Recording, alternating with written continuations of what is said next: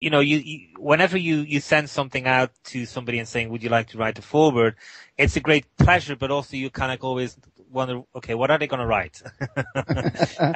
And, I was extraordinarily happy with the fact that Eric was quite reflective, about what he was doing, and that he was very much himself, that he wrote, in his own, style, which he's famous for, that he picked up the examples, and discussed them clearly and in a way.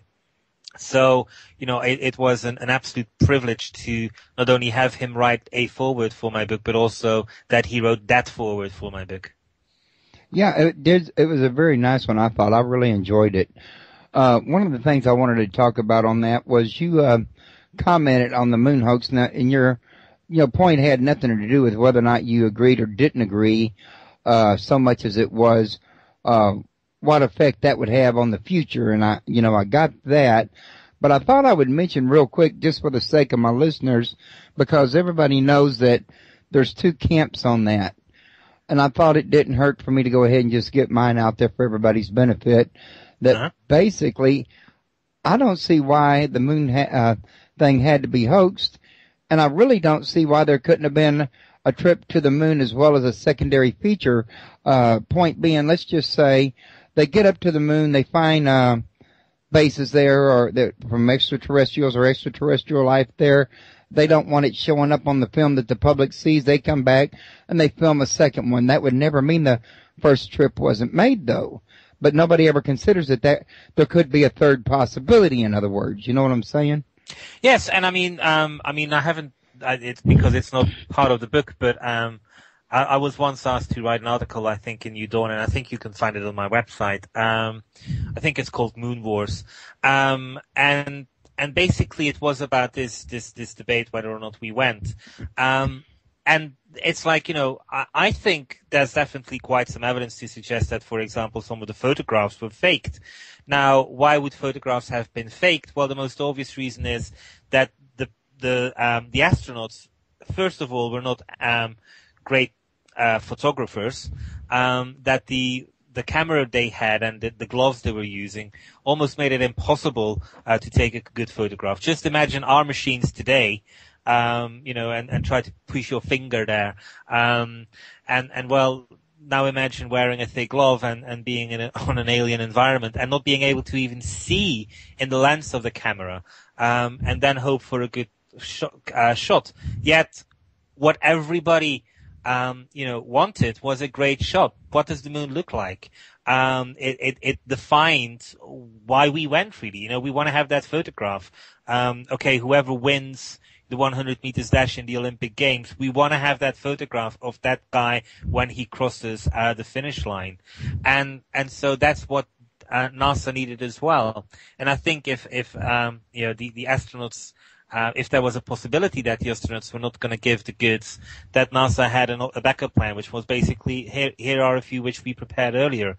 But again, a faked photograph doesn't mean you went to the moon. It might just be evidence of the fact that Neil Armstrong and co were crap photographers.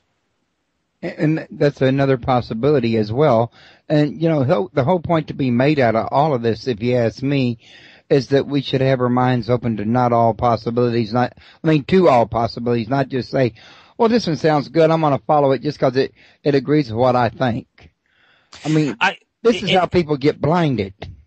Yes, and one of the things with the ancient alien question, is one chapter is about the big theories, the Sitchins, the David Icke's, the William Bramley's, the Robert Temples. There are certain theories about, we know when they came, we know where they came, we almost know their forename, like their dates of birth, or we know where they live now, all of this thing about creatures which allegedly were then 400,000 years ago here.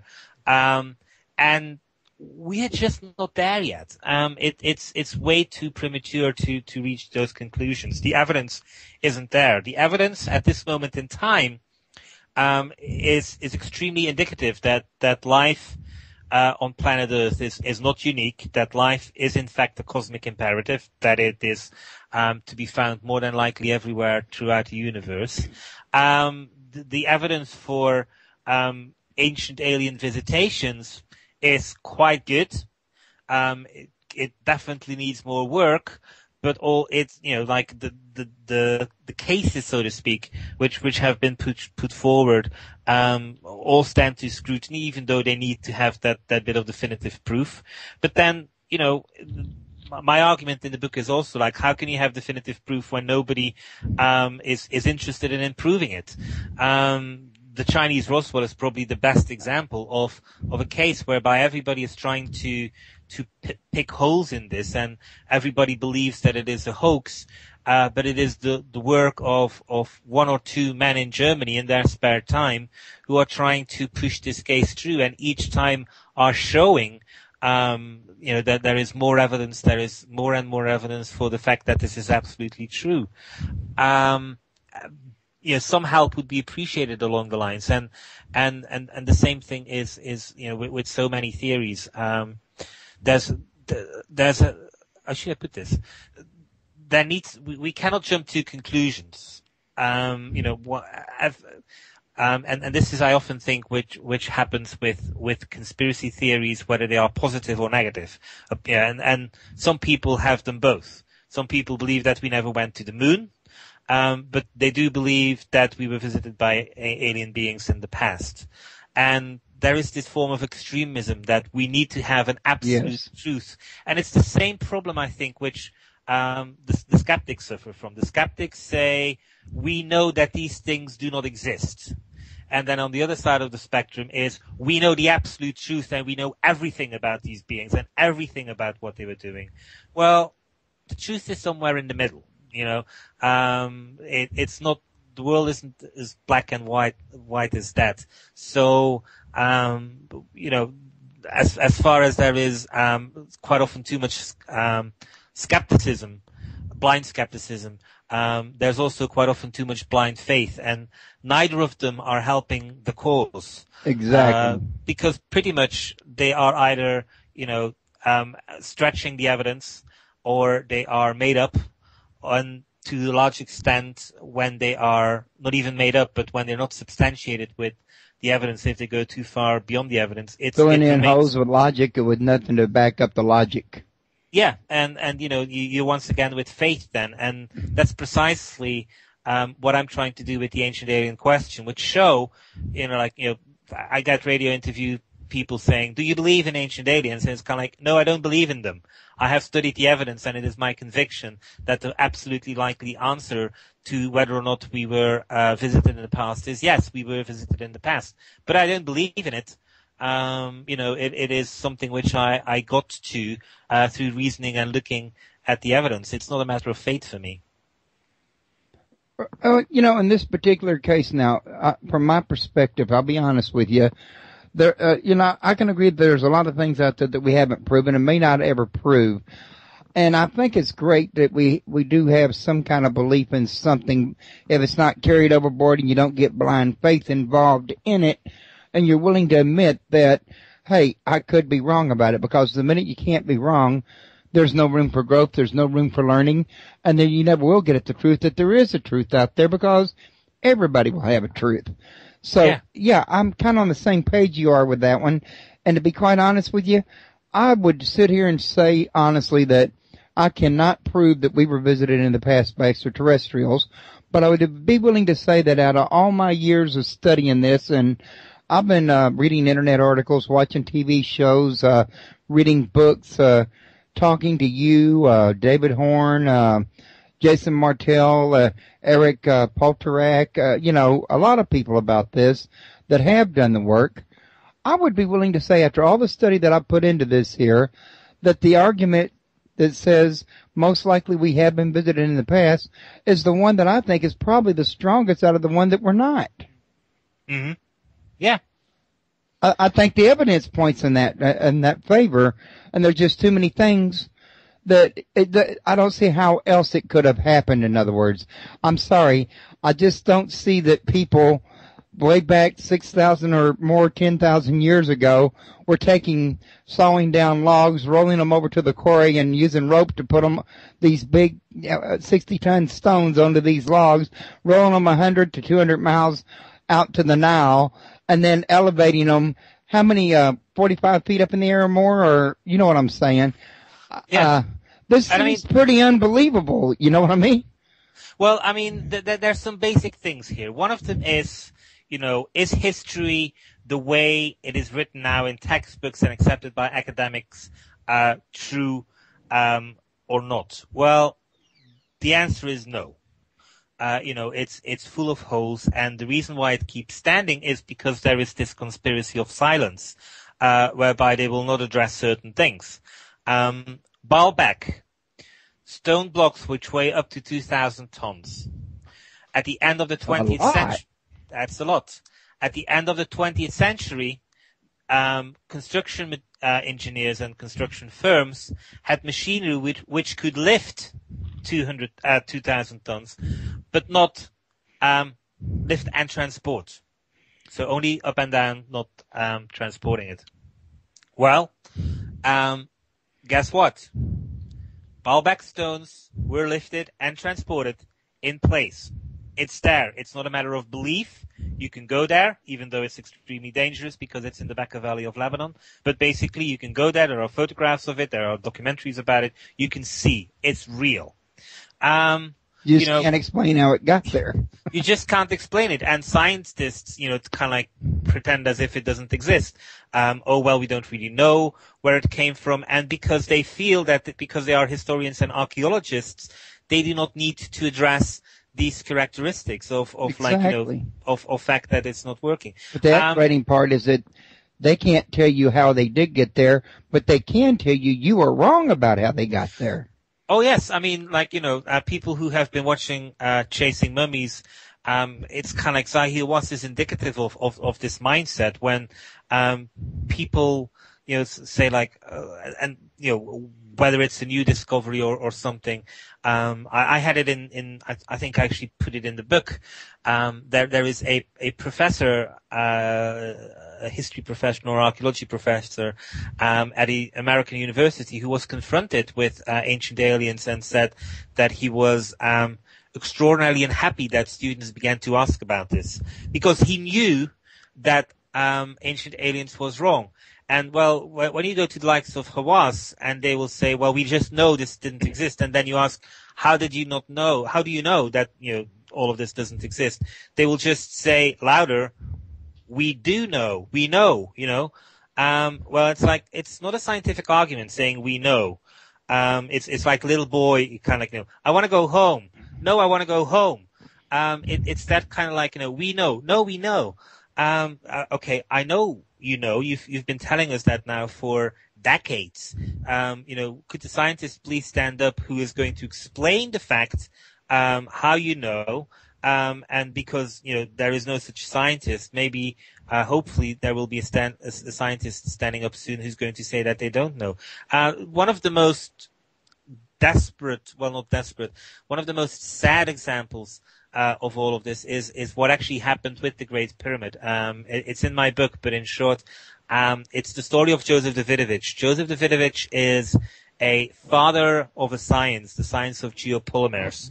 And basically what he looked at was this. He realized that rocks in nature took a while to form, sometimes from a few hours with volcanic rock to, millions of years.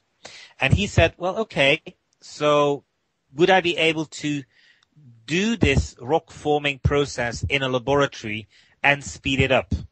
And the answer was yes. And at the end of that, a new science was formed and called geopolymerization.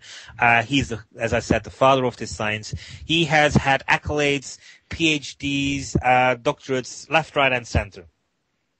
And along the lines in his career, he goes to Egypt and he sees with his expert eyes that the Great Pyramid, the blocks of the Great Pyramid show all the signs of being geopolymers, that somebody has not hewn these rocks out of a quarry, but that whoever made this Great Pyramid basically used the science of geopolymerization.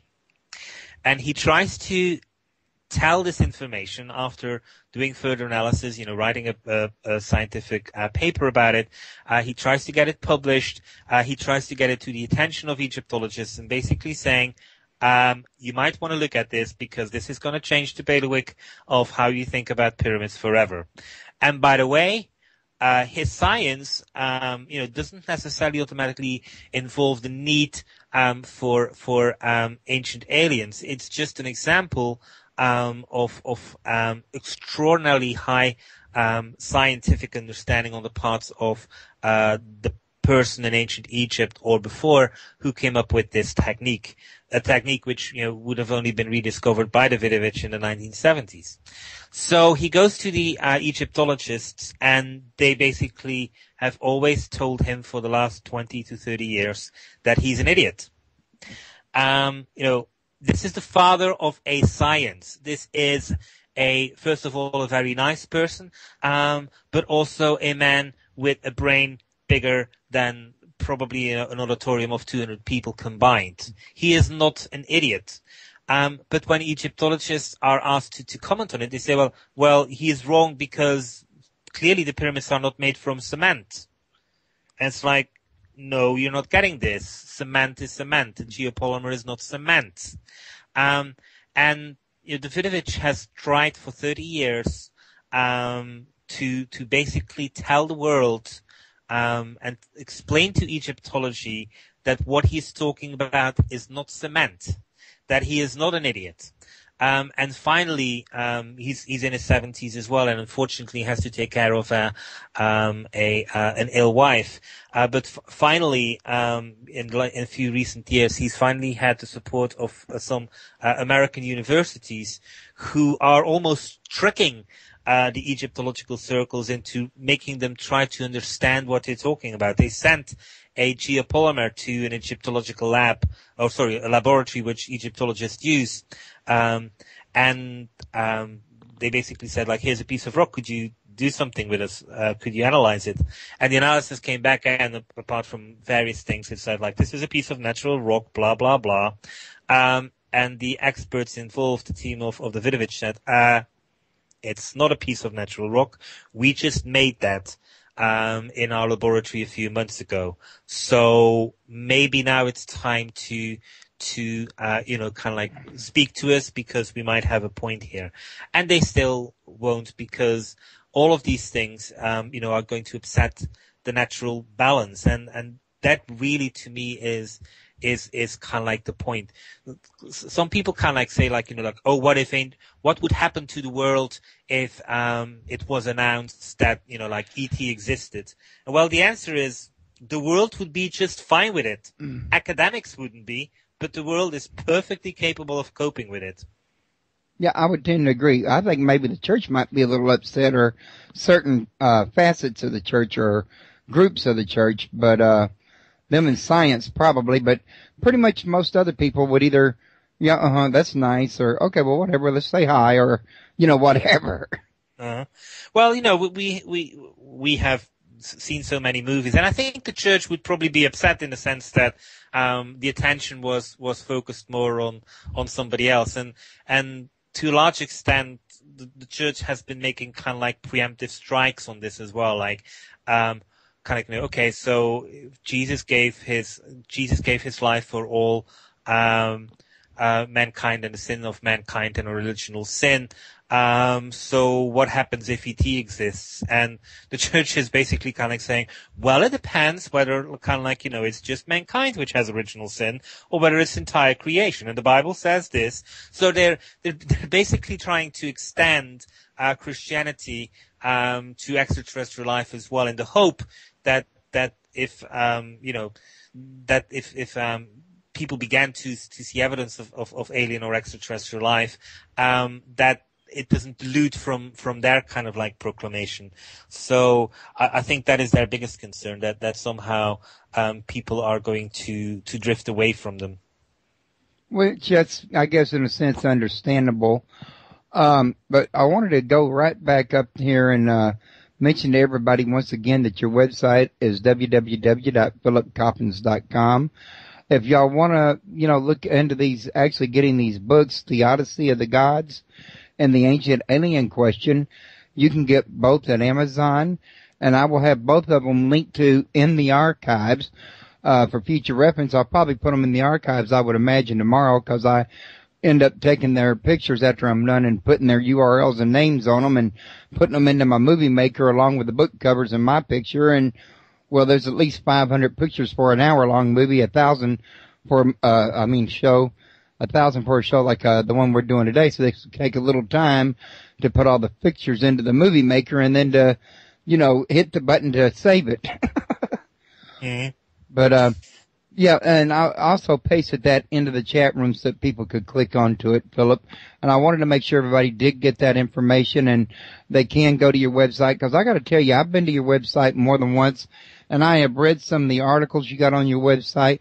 I think they're informative and educational, and I think you got a very realistic take on some of these things out there. You're not an extremist, in other words. You're not, well, this has to be it, this has to be it. For you got an open area. You're willing to listen and, take in information and see where it fits with the rest of the puzzle, in other words. Well, as I think it was Duncan Rhodes who first described me as such.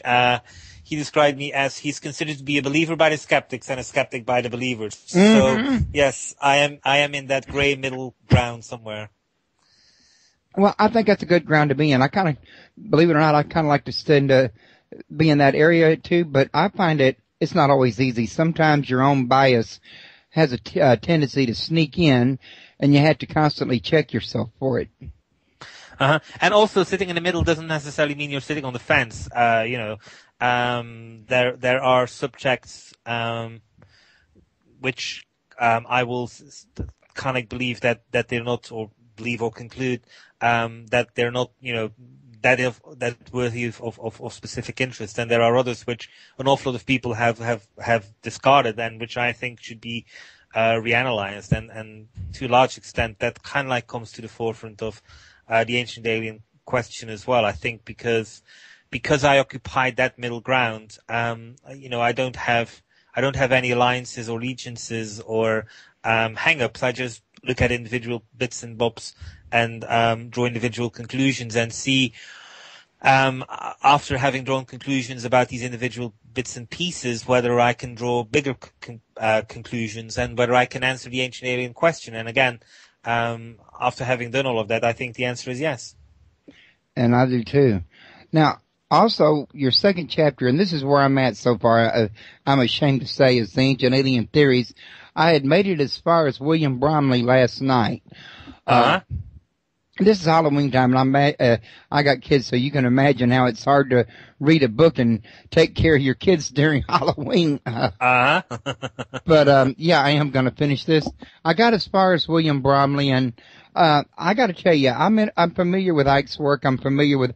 Actually, I read The Gods of Eden by William Bromley, and I thought that him and Ike, they both had done a fantastic job as far as their research went. I parted paths with both of them, however, in their interpretation of the evidence once they received it. And I think that's really where, when people start disagreeing in this field, from what I've seen about, it's usually when it comes to the interpretation of what's there. Most people have no trouble agreeing on the evidence itself. Would you say that has been your finding?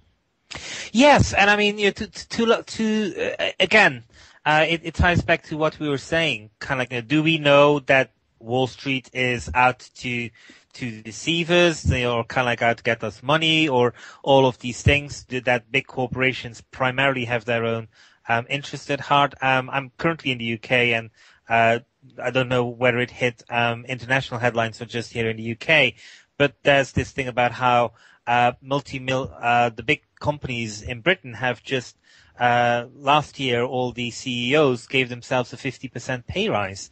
Must be nice. It must be nice, and you can make these decisions on your own. And is that something to be upset about? Clearly. Now that is evident. That is evidence. 15, 20 years ago, there was definitely more acceptance that this was okay, that there was nothing to worry about, that this was what was expected of them. But since then, we have had, some rather pretty big disasters and identification that the CAO doesn't necessarily mean you're actually capable of the things you're supposed to be capable of. And so we have grown to be skeptical. And to a large extent, that is, thanks to the likes of David Icke, various other people involved who kind of like have been promoting that. But the fact that, they are right on that doesn't necessarily mean they're right about everything. And to a large extent, why they jump to these big conclusions is also because they seem to feel this need to explain it to them. And this, I think, is where they differ, a David Icke or a William Bramley differ from a Michael Moore. Michael Moore doesn't have big theories. Michael Moore is a guy with a camera quite often who basically goes around and says like, so what do you think about that? And whether he tackles 9/11, whether he tackles capitalism, whether he tackles the healthcare industry, he just demonstrates that there are problems with them. And the problem I have with the big theories is that there is far too much extrapolation from there.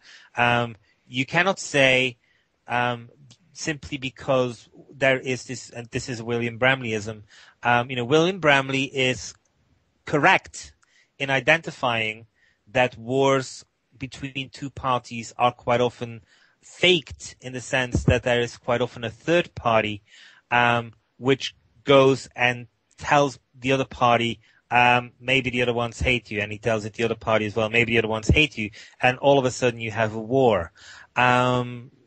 Deception is common in these things.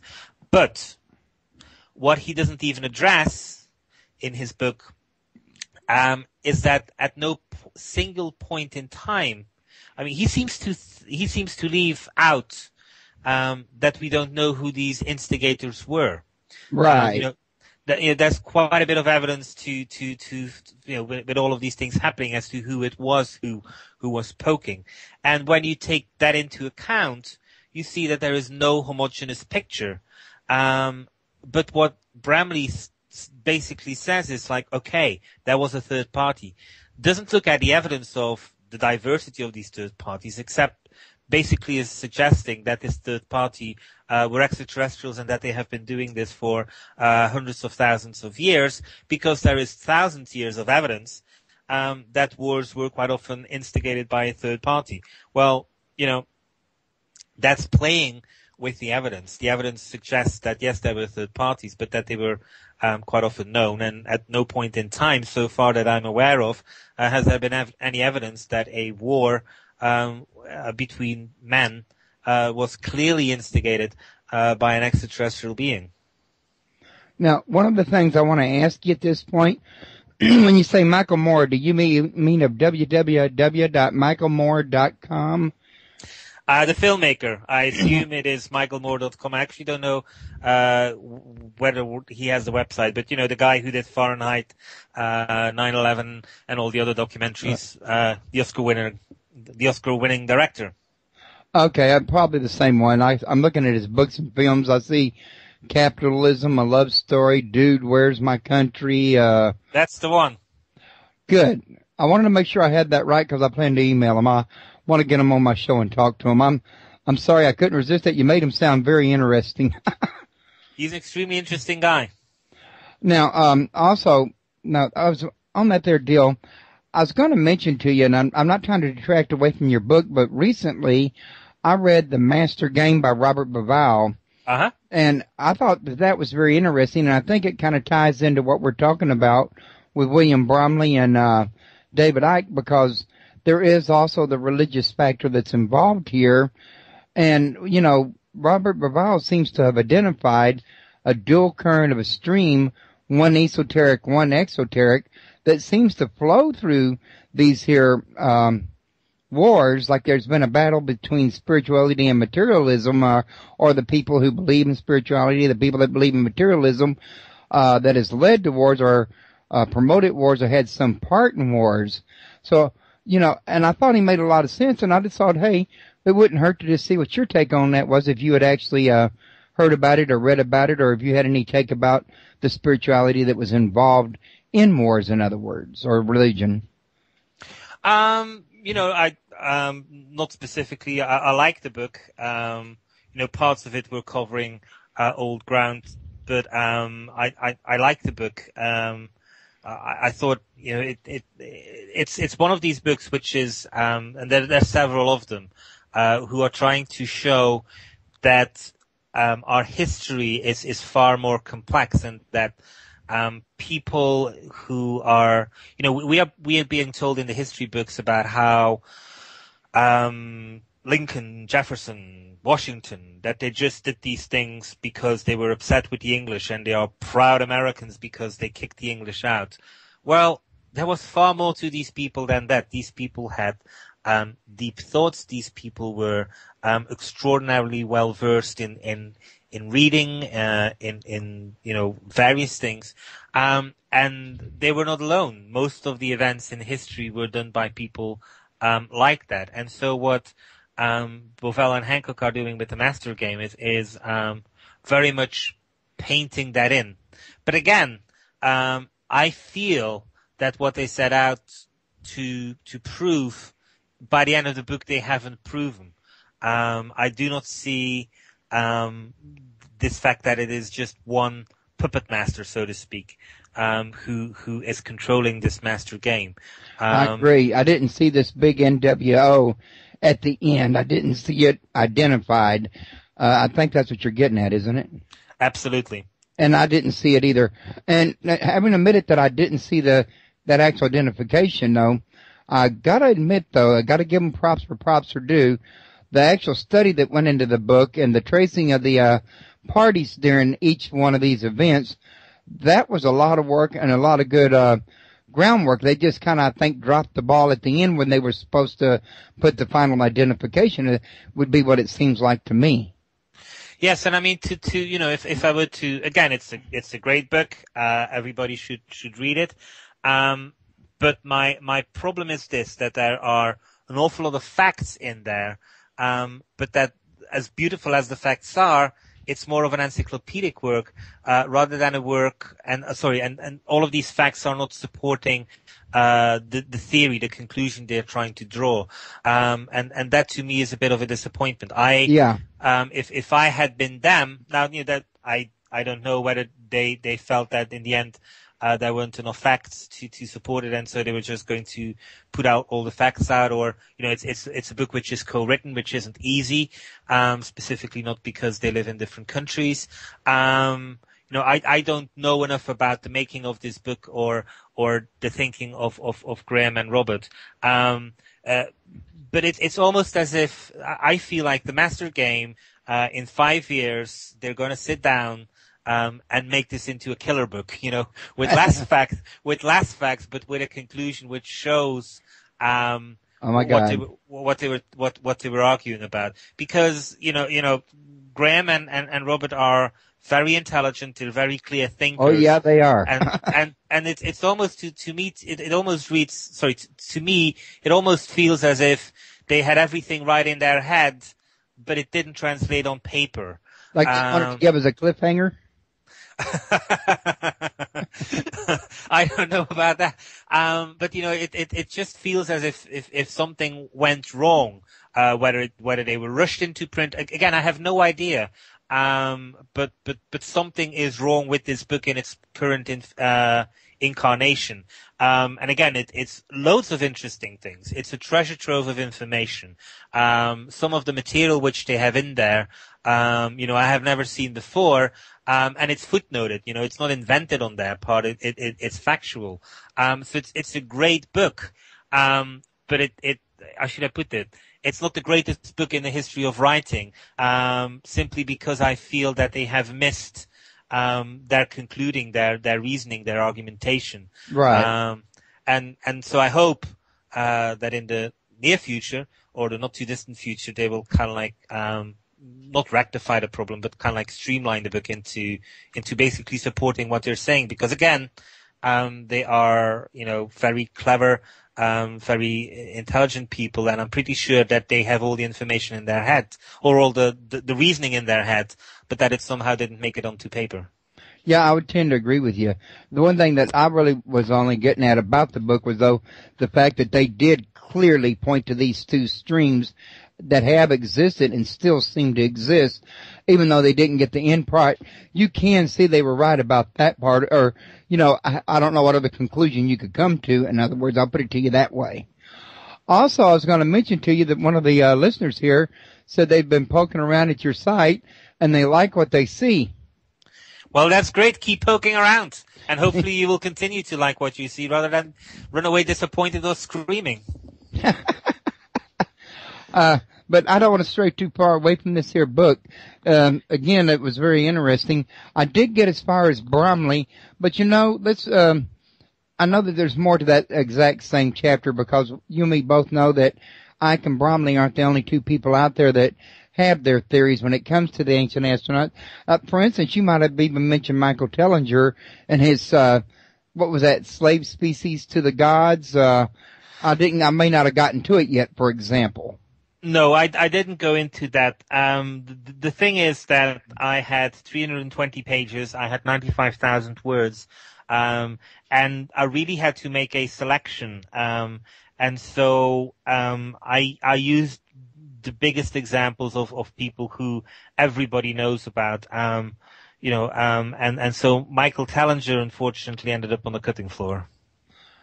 Yeah, there's a strange thing about him. He's got a lot to offer, but yet, he's not exactly a household name for some reason. It's not like, when you go into a Yahoo group, you hear people quoting from his book all the time, like you hear people quoting from Ike and, quoting from Bromley or quoting from Sitchin or Eric or even you. You don't know why. I'm not saying he's done something wrong, but it's just fascinating how that just works out in the end, in other words.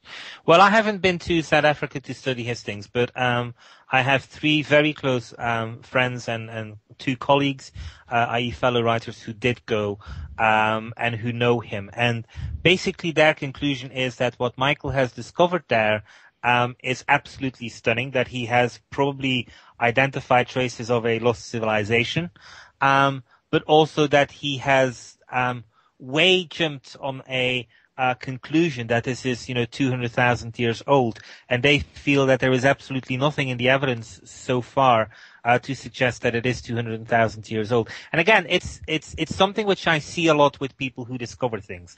And I always say we should be more lenient towards a pioneer, because a pioneer is confronted with very harsh things. He gets more criticism, and he also quite often gets asked questions like, well, you have found this thing, so explain everything about it. And there is this drive of people who discover something, an eagerness, or they feel a need to explain everything in a certain way, even though, they have found something like 5 minutes ago.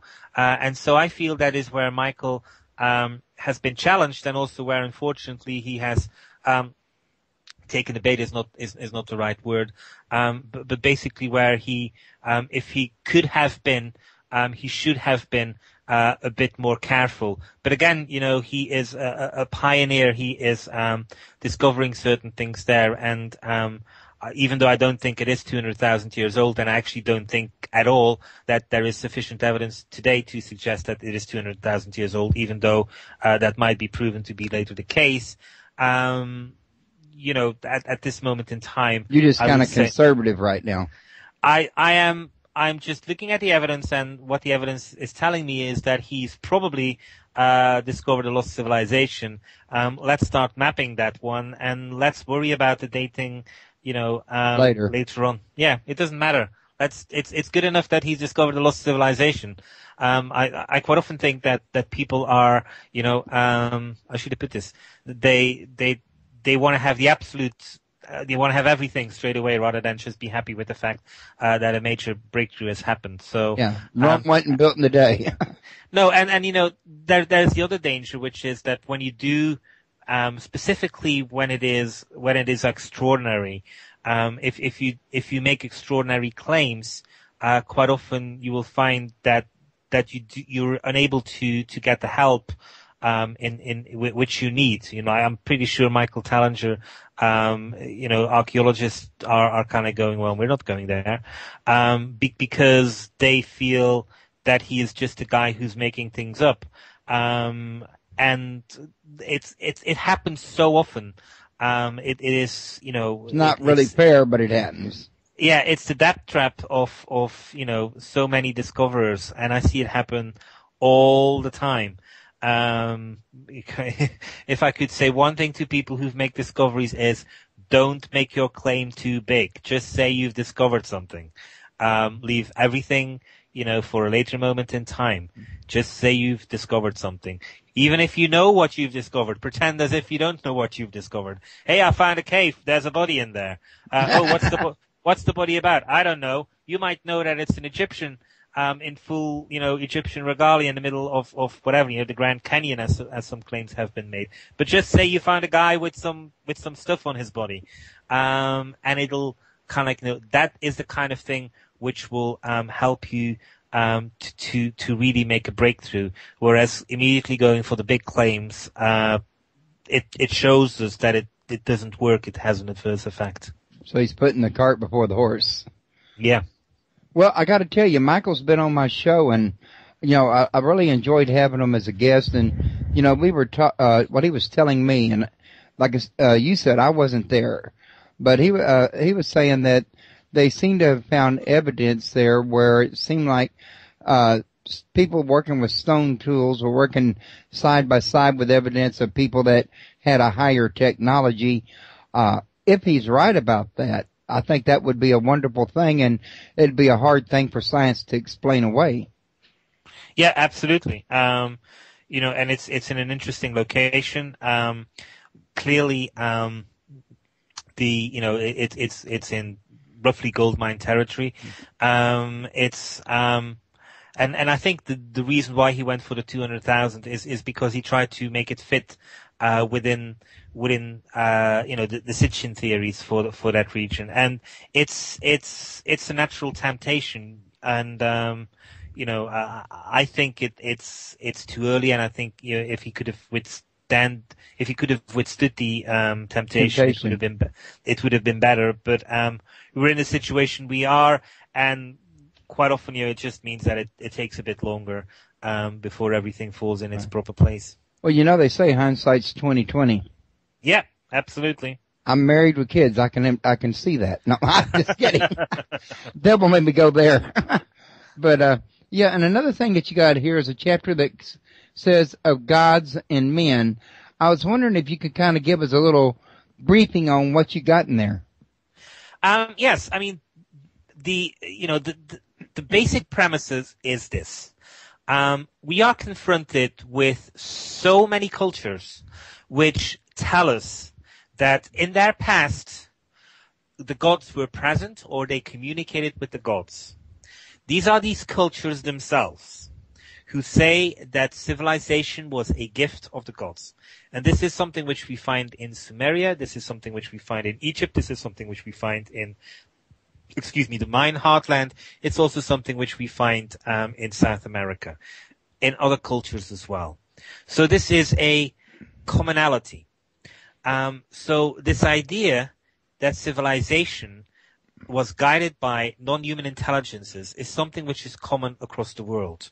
And it is something which I think we should start looking at and take more literally. One of the criticisms which the ancient alien theory gets from academics is that somehow it is derogatory of primitive cultures, of indigenous cultures, that somehow we are not crediting them with the masterful capabilities which were their own. And my point is that actually the archaeologists and the historians are doing a discredit to these cultures because they are distorting what these cultures say themselves, which is that civilization wasn't entirely their own doing and that they were helped by others. And so if we really want to pay due credit to the ancient Egyptians, then we should take them at their word and treat their word at least with more respect.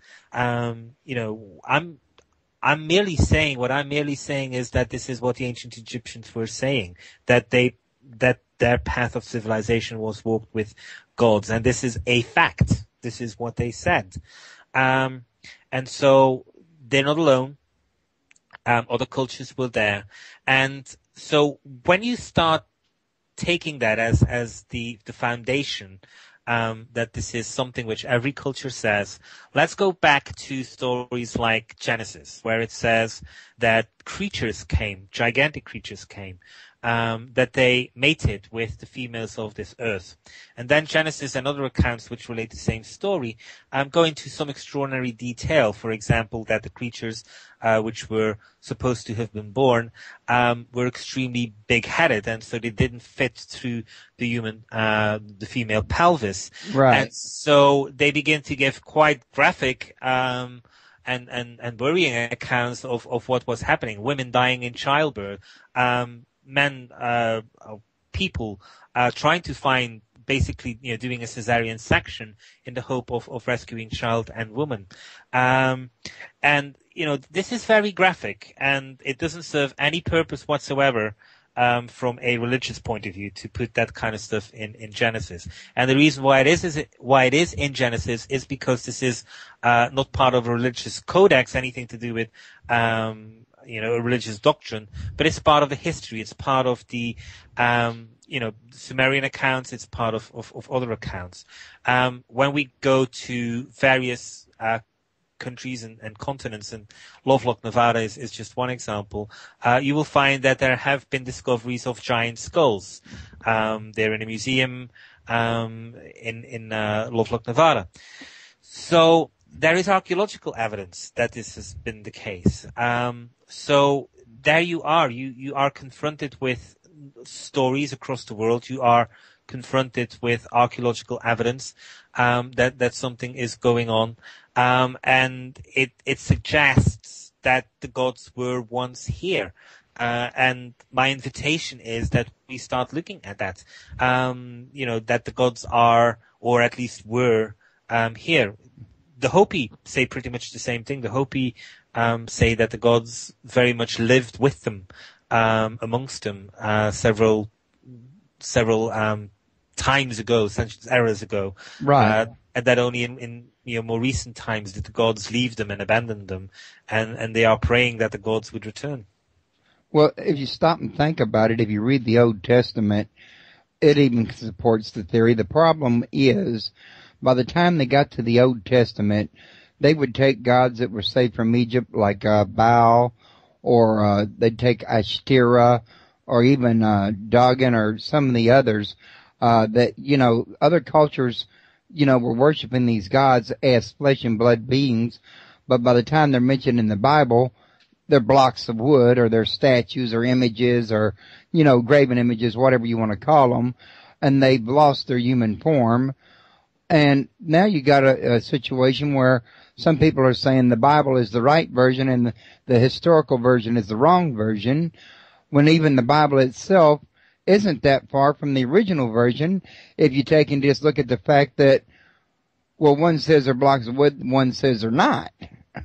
Mm-hmm. Yeah, and I mean, I think there's this thing, obviously, of people who want to use the Bible as a piece of fundamentalism thing. And to a large extent, I could be described as a biblical fundamentalist in the sense that I believe that what is contained in the Bible is true. It relates to stories which are true. But the Bible has gone through, we're back to Eric's point on the Greek myths. The Bible has gone through various languages, various translations, adaptations, and so by default there is differences. Like, even if you were to believe that the Bible is the word by God and written by God, well, he didn't write it in the King James version. Exactly. Thank you. I've made that same point. So, we need to have some leeway there.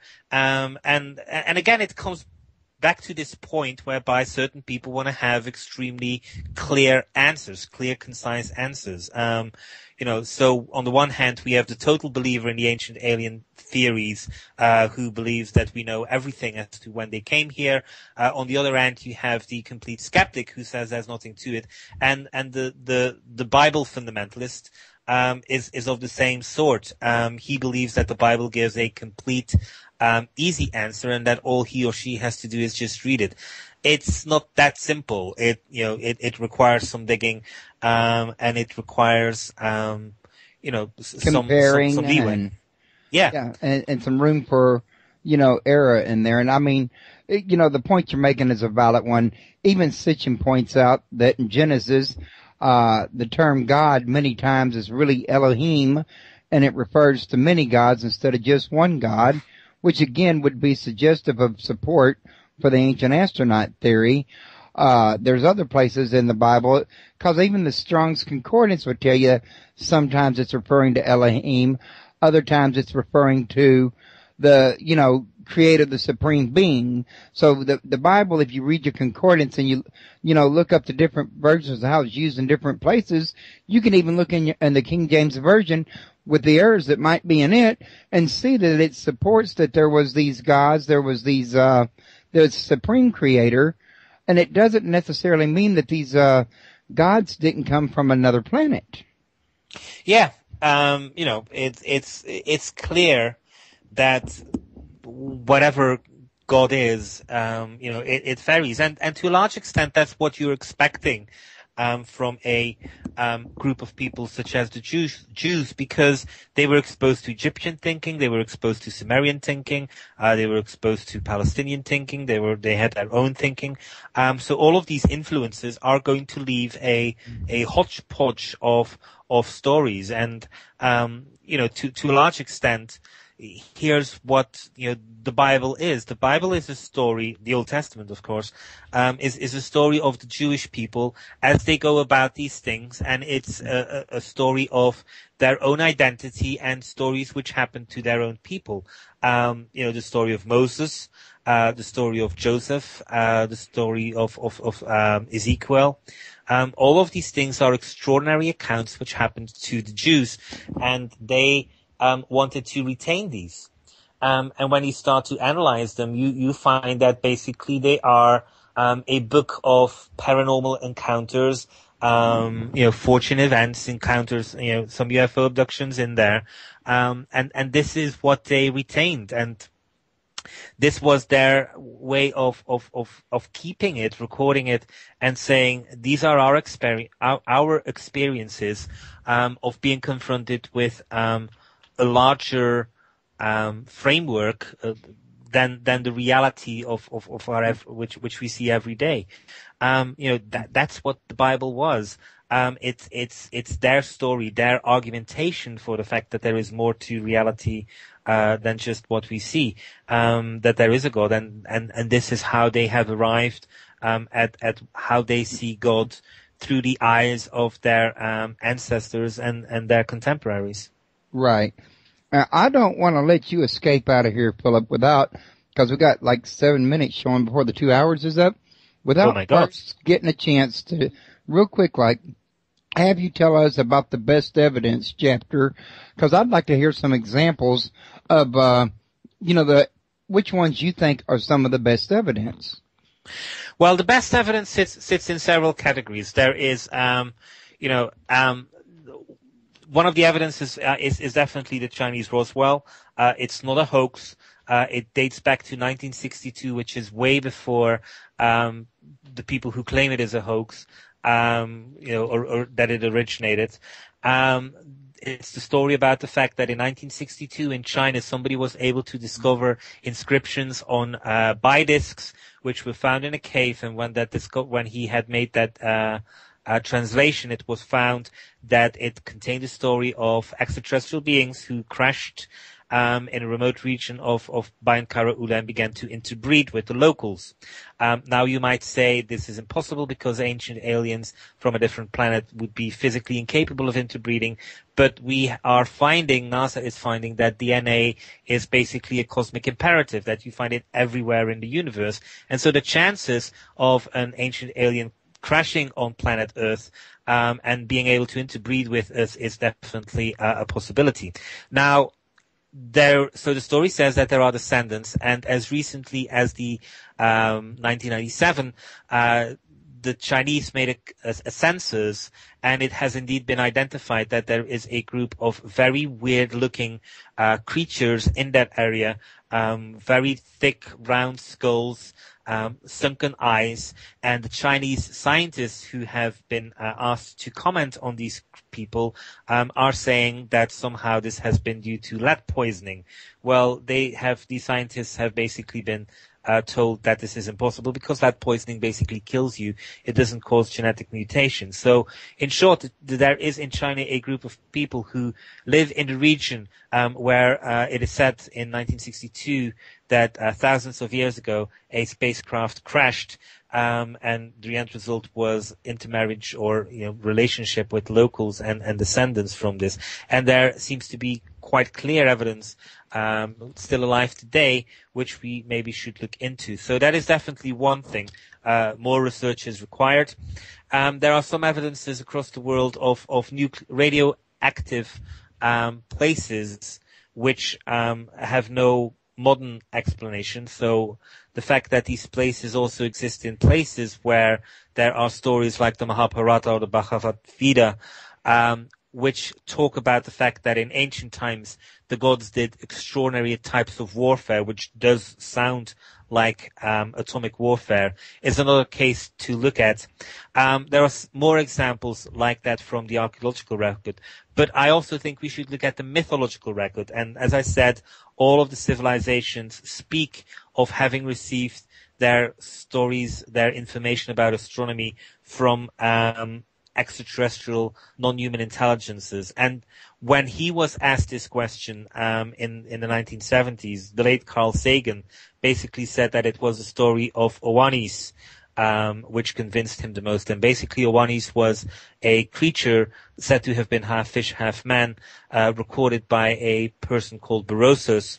And Oannes was credited, together with 6 other creatures, to come out of the Persian Gulf and instruct the locals with the sciences of astronomy and various other sciences. And so, that is part of the best evidence.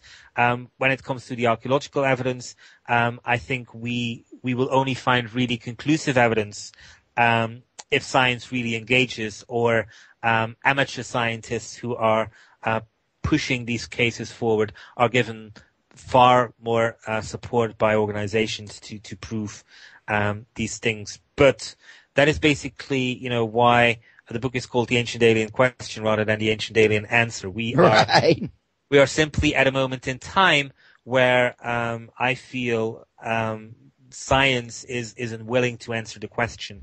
And on a final note, which probably I don't have the time for, but there is one chapter in the Alien Life chapter, which basically shows all the evidence for the fact that life comes from elsewhere in the universe and wasn't developed on planet Earth. And just look at what astrobiologists at NASA have to go through in trying to get that message out there. So if NASA can't even get their message out, the time is definitely to get the ancient alien answer out are not here yet. Yeah, I did see that chapter, and I'm hoping that since we are running out of time, and people will get your book and read it all the way through and get to that chapter, because I'm quite sure you got quite a good bit of information and evidence in there. Also, while we're still here, before we get out of here, I'd like to remind everybody that I will be on the air tomorrow night. I'm going to have Linnea Lee, the author of Atlantis, and her friend Victor Rossetti. And some of y'all might remember him. He's the one that does the voice on my intro, and he does a lot of voiceovers for Linnea. So we're just going to be telling our ghostly stories, or doing some of his voiceovers and just kind of having fun for Halloween, the night before Halloween. We're going to be running a little bit ahead of schedule on that. Also, like to invite everybody to check out United Paranormal International. They've got researchers and investigators located all around the world. They've got a main goal of trying to find a provide a drama-free place to come and share your information, your stories, to learn, to do whatever, instead of some of the areas so many people are afraid to go to nowadays, where people's going to start name calling or flaming or something like that. And I've been with them for a couple of years now myself, and they're really wonderful people over there, so I always like to mention them on my show because I think a lot of people might enjoy going there. And Philip, it is 3:00 now. I got to tell you, I've had a fascinating 2 hours with you. I've really enjoyed this here show with you, and I hope that you're open to coming back again in the future. Whenever you want to have me on, I will be there. Well, thank you, Philip. I really do appreciate that, and I'm going to keep sharing your information around. And I'll when I get through getting these up posted to the places, I'll send you the links to it so that you can see for yourself how it come out. Absolutely fine and absolutely great, and thank you for having me on your show. Thank you for coming. You have a good one. Thank you. Thank you. Bye-bye.